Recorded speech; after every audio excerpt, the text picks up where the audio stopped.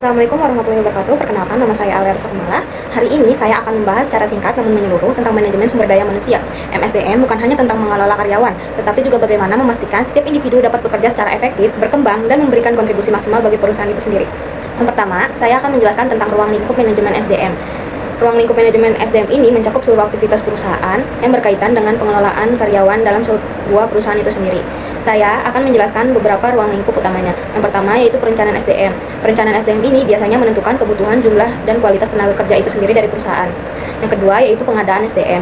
Biasanya HRD yang mengadakan proses rekrutmen, seleksi, serta penempatan karyawan perusahaan. Yang ketiga yaitu pengembangan SDM. Pengembangan SDM ini terjadi untuk pelatihan, pengembangan keterampilan, dan manajemen karir. Manajemen kinerja untuk penilaian kinerja, pemberian umpan balik, dan pengembangan performa karyawan itu sendiri. Yang selanjutnya yaitu kompensasi dan manfaat. Kompensasi dan manfaat biasanya pemberian gaji, tunjangan, bonus, serta fasilitas perusahaan. Selanjutnya yaitu hubungan ketenagakerjaan.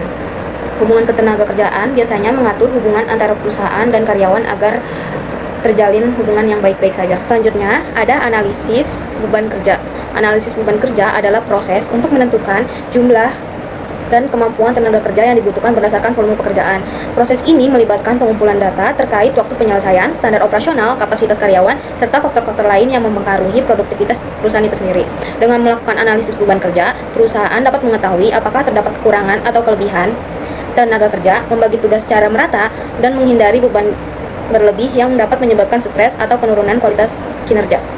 Selanjutnya, ada rekrutmen, seleksi, dan penempatan SDM.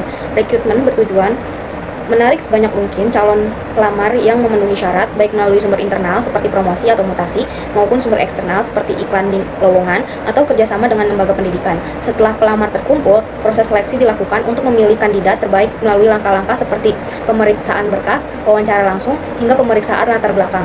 Seleksi dilakukan secara objektif agar karyawan yang diterima sesuai apa yang diharapkan perusahaan. Tahap terakhir adalah penempatan, di mana karyawan yang terpilih ditetapkan ke posisi yang paling sesuai dengan kompetensi, keterampilan, dan minat.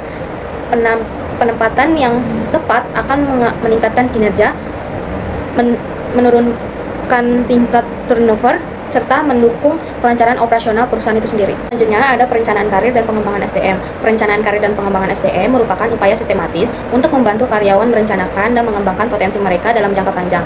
Perusahaan biasanya melakukan identifikasi minat, keterampilan, dan potensi setiap karyawan untuk menentukan jalur karir yang sesuai.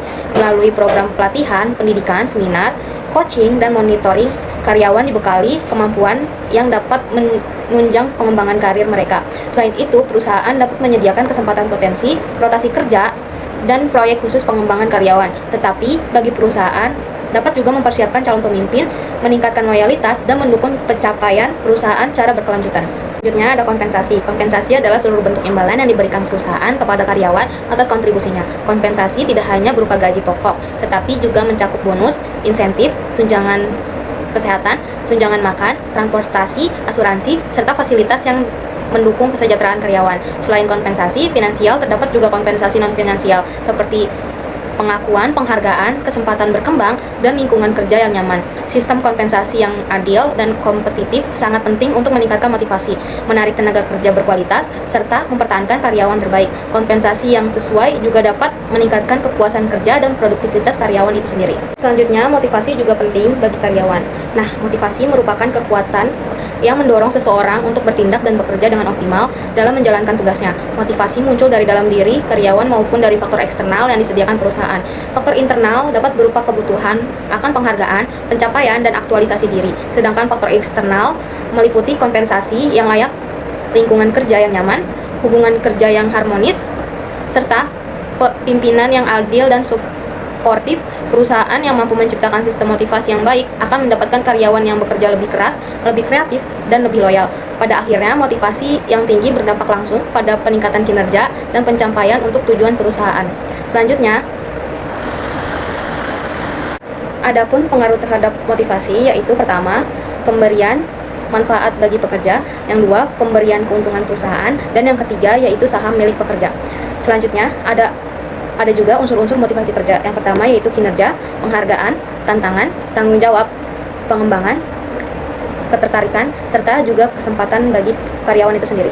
Nah, saya sudah menjelaskan secara singkat apa itu MSDM dan apa yang saya mengerti tentang MSDM. Sekian dari saya, kurang lebihnya mohon maaf. Wassalamualaikum warahmatullahi wabarakatuh.